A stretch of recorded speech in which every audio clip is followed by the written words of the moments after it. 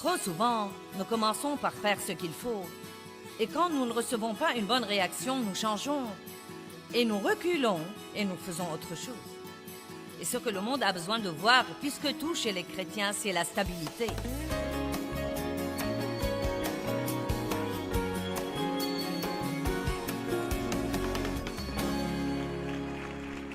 Eh bien, quelqu'un peut deviner ce que je vais enseigner? Nous mettons ça sur l'estrade pour voir à quel point vous êtes brillants. Le fruit de l'esprit, une des choses les plus importantes par lesquelles nous devons grandir et mûrir dans nos vies. Bien des fois, nous nous soucions excessivement des dons et nous ne nous soucions presque pas du fruit. En fait, Dieu peut vous donner un grand don, mais si vous ne travaillez pas pour développer le fruit de l'esprit, ce don peut devenir un vrai problème et il peut même devenir une chute dans votre vie. Car si vous avez une capacité, mais vous n'avez aucune humilité, tôt ou tard, cela va vous faire chuter. Et je vous encourage à étudier le fruit de l'esprit parce qu'il est extrêmement important. Pourquoi est-ce que j'ai tout ça? Eh bien, d'abord pour le garder devant vous tout le week-end. Mais je veux faire remarquer que je crois que tout le fruit de l'esprit vient de l'amour. Il commence par l'amour. Vous ne serez pas bon envers quelqu'un ou gentil avec quelqu'un si vous n'avez pas l'amour. Vous ne pouvez pas avoir la joie si vous n'avez pas l'amour. Ils commencent tous par l'amour. En fait, je crois que le fruit de l'esprit est l'amour et que le reste est le fruit de l'amour. Mais tout cela est maintenu en place par la maîtrise de soi. Ce n'est pas apprendre à maîtriser les autres, c'est la maîtrise de soi. Vous vous aimerez beaucoup mieux quand vous apprendrez à vous maîtriser. J'étais une chrétienne très radicale, des hauts et des bas, des hauts et des bas, des hauts et des bas. Et je ne pouvais ni maîtriser mes sautes d'humeur, ni ma bouche, ni ma pensée.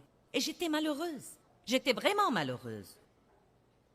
Ce soir, je veux vous parler de la fidélité, du fruit de la fidélité. Certains croient que le fruit de l'esprit, c'est la foi, mais ce n'est pas ça. C'est la fidélité. Dieu est fidèle. N'êtes-vous pas content que Dieu soit fidèle? Combien d'entre vous sont vraiment contents que Dieu soit fidèle?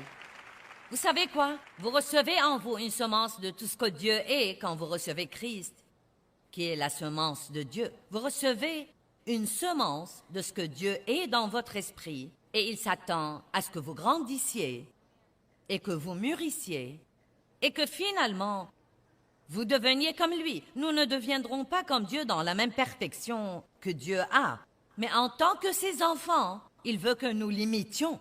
Rien ne rend un parent plus fier que de voir ses enfants se comporter comme lui. Et nous devons être fidèles comme Dieu est fidèle. Et être fidèle veut essentiellement dire que vous apprenez à faire ce qu'il faut tout le temps. Non pas une partie du temps, vous le faites tout le temps. Il y a un verset merveilleux dans 2 Timothée 2,13, et je voudrais que nous commencions là. Père, nous te remercions pour la parole ce soir, et nous prions qu'elle nous incite à être fidèles. Si nous sommes infidèles, si nous ne croyons pas et que nous lui sommes infidèles, il demeure fidèle à sa promesse et à sa parole et à son caractère pur. J'aime cette partie. Il ne peut se renier lui-même. Donc, Dieu est ce qu'il est. Il est fidèle, il est amour. Et même quand nous sommes infidèles, Dieu reste toujours fidèle. J'aime vraiment ça parce qu'il signifie que Dieu ne change jamais. Quoi que nous fassions, il est toujours ce qu'il est. Et je veux vous faire comprendre ce soir que nous devons arrêter de laisser ce que font les autres nous changer, ou ce qu'ils ne font pas nous changer. Nous devons prendre la décision de marcher dans le fruit de l'esprit, non seulement quand nous avons un bon résultat ou quand nous recevons une bonne réaction des autres, mais nous devons être ce que Dieu veut que nous soyons tout le temps, quel que soit le résultat que nous avons. Par exemple, vous devriez peut-être aimer quelqu'un qui est peu affectueux pendant longtemps avant d'avoir un bon résultat. Vous devriez peut-être être tolérant et patient avec quelqu'un pendant longtemps avant de voir en lui le changement que vous aimeriez voir. Mais Dieu ne vous demande jamais de changer les gens. Il vous demande d'être ce que vous êtes censé être. Et notre récompense ne vient pas parce qu'il change, elle vient parce que nous ne changeons pas. Trop souvent, nous commençons par faire ce qu'il faut. Et quand nous ne recevons pas une bonne réaction, nous changeons. Et nous reculons et nous faisons autre chose. Et ce que le monde a besoin de voir, plus que tout chez les chrétiens, c'est la stabilité. Non pas un tempérament qui change constamment, mais la stabilité. Non pas sur la base de... Nous ne faisons pas ce qu'il faut sur la base de la récompense que nous recevrons. Nous faisons ce qu'il faut parce qu'il est bien. Et la récompense viendra finalement, mais nous ne savons pas quand. La Bible dit que si vous ne vous lassez pas de faire le bien, vous moissonnerez au temps convenable ou au temps nommé ou quoi que ce soit. Et personne ne le sait à part Dieu. Il y a très longtemps, quand j'étais jeune et que j'étais appelée au ministère, je suis toujours jeune, mais j'étais plus jeune à l'époque. J'étais appelée au ministère. J'avais un rêve pour ma vie. Qui de vous a un rêve pour sa vie? Soyons francs, rien ne semble bouger. C'est tout à fait comme... Vous avez votre rêve là et vous n'avez pas les résultats rapides que vous aimeriez avoir. Combien d'entre vous avez un rêve mais vous n'avez pas les résultats rapides que vous aimeriez avoir? Combien d'entre vous croient depuis longtemps? Longtemps déjà. Bon, écoutez. Eh bien, la Bible dit que Dieu n'est pas lent, mais il n'est certainement pas pressé non plus.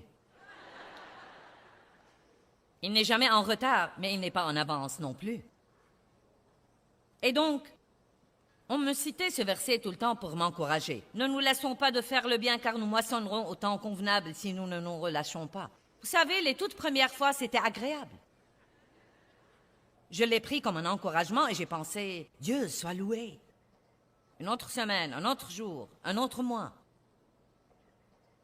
Ensuite, ça a plutôt commencé à m'irriter. Car j'ai continué à l'écouter. Un soir, j'étais dans une réunion d'église. Il y avait 60, 70 personnes. Et il y avait un homme qui avait un don prophétique qui prêchait ce soir-là. Et j'étais très découragée, très lasse et fatiguée d'attendre. Et il a dit, oui, toi, la jeune femme dans telle et telle place et telle rangée. Eh bien, le Seigneur te dit. Et je pense, ouais! Maintenant, je vais avoir beaucoup de conseils de Dieu. Et lève-toi, veux-tu te lever, s'il te plaît? Je me suis levée. Ne nous lassons pas de faire le bien, car nous moissonnerons au temps convenable si nous ne nous relâchons pas. Non, mais ça m'a en fait exaspérée. Vous savez, j'ai eu presque envie de le frapper. J'étais comme, est-ce que c'est tout ce qu'on doit jamais me dire? Dieu, est-ce que c'est tout ce que tu dois jamais me dire? Et donc, je me souviens qu'il y avait un parking rocailleux, un parking de gravier à l'église. Et quand je suis partie, je donnais des coups de pied au gravier. Ne nous lassons pas de faire le bien, car nous moissonnerons au temps convenable si nous ne nous relâchons pas. Et finalement, j'ai dit, Dieu, qu'est-ce que cela veut dire? Et j'ai entendu le Seigneur dire si doucement, juste continue à continuer. Juste continue à continuer. Et vous savez, même quand vous n'avez pas encore le résultat que vous aimeriez avoir, c'est très important de continuer à faire ce que vous savez faire. Ce qui nous arrive quand nous sommes découragés et opprimés, c'est que nous arrêtons de faire tout ce qui est bien et nous perdons beaucoup de terrain. Et Dieu ne veut pas que nous fassions ça. Il veut que nous tenions ferme dans la tempête, dans ces moments de découragement. La fidélité est une merveilleuse chose. C'est une merveilleuse chose. Quand mon mari a été confirmé à l'âge de 12 ans à l'église luthérienne, on lui a donné un verset de vie, et le sien était « Sois fidèle jusqu'à la mort, et je te donnerai la couronne de vie ». Vous savez, Dieu ne nous demande pas autant que nous croyons qu'il nous demande parfois, mais je crois qu'il exige que nous soyons fidèles. Et être fidèle veut dire que vous faites de votre mieux pour vous comporter comme Dieu veut que vous vous comportiez et que vous faites ce qui est bien. La Bible dit, celui donc qui sait faire ce qui est bien et ne le fait pas commet un péché. Et je peux dire que Dave a été un homme fidèle. Ça fait 45 ans que nous sommes mariés et il m'a été fidèle comme sa femme. Dave ne m'a jamais trompé avec une autre femme. Il a été fidèle et il a travaillé dur toute sa vie. Il a été fidèle dans sa stabilité et fidèle dans son exemple. Il est en fait un des hommes les plus stables et fidèles que je connaisse. Et vous savez, Dave est si fidèle qu'il ne regarde même pas les autres femmes. Non mais je lui ai dit un jour, « Oh, n'est-ce pas qu'elle est très belle ?» Et il m'a dit, « Je ne sais pas, je ne prête attention à aucune femme à part toi. »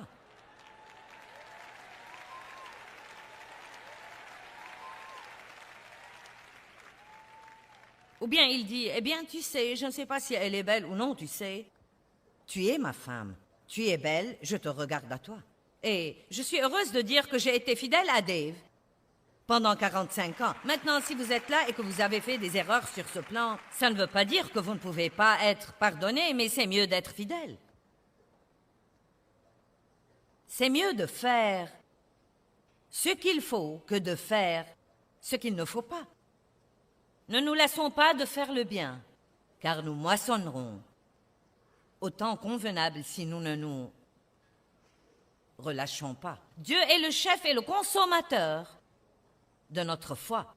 Il ne commence pas les choses et ne les finit pas. Il finit toujours ce qu'il commence. Dieu finit toujours ce qu'il commence. Celui qui a commencé en vous une œuvre excellente est bien capable d'en poursuivre l'achèvement. Et nous devons finir ce que nous commençons. Nous devons finir ce que nous commençons. Ça fait partie de la fidélité, de ne pas juste commencer les choses. Vous savez, il ne faut pas beaucoup de caractère pour commencer les choses.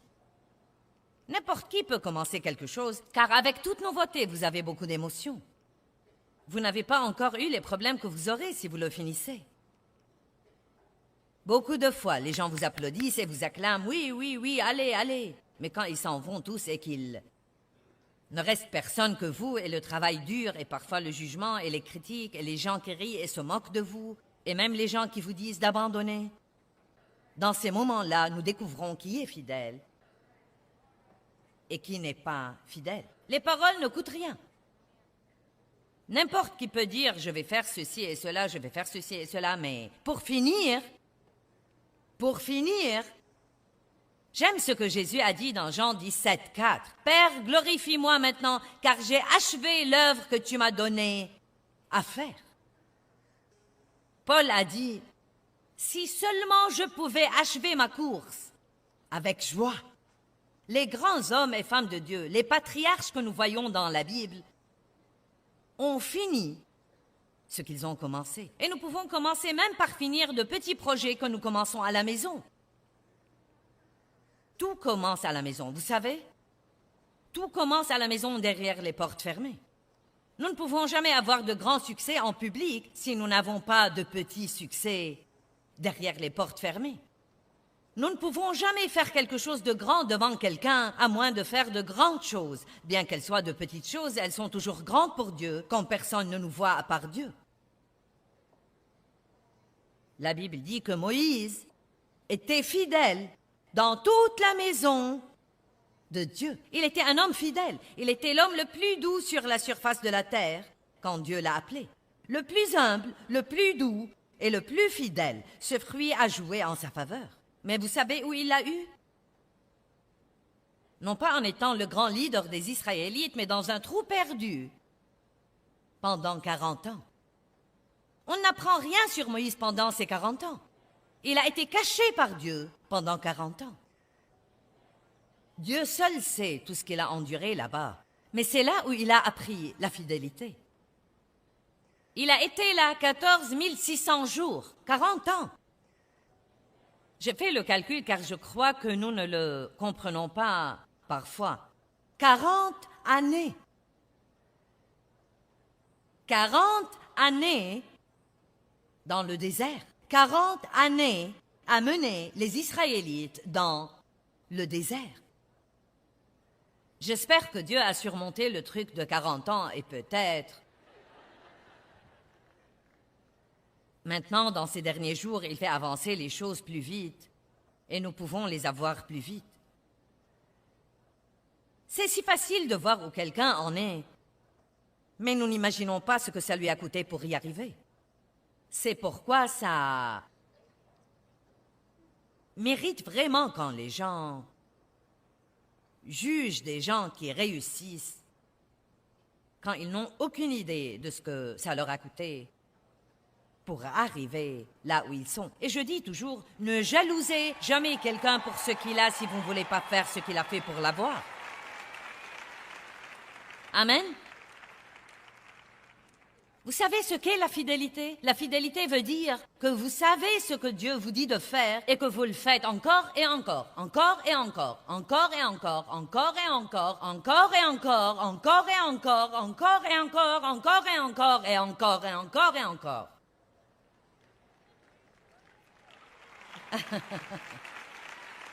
Peut-être que si je me tiens debout ici pour 45 minutes et que je dise encore et encore, encore et encore, nous comprendrons ça. Au moins quand quelqu'un dira demain, « Eh bien, qu'a prêché Joyce hier soir ?» Vous ne l'oublierez sûrement pas comme c'est normalement le cas. Au moins vous pourrez dire encore et encore, encore et encore, encore et encore.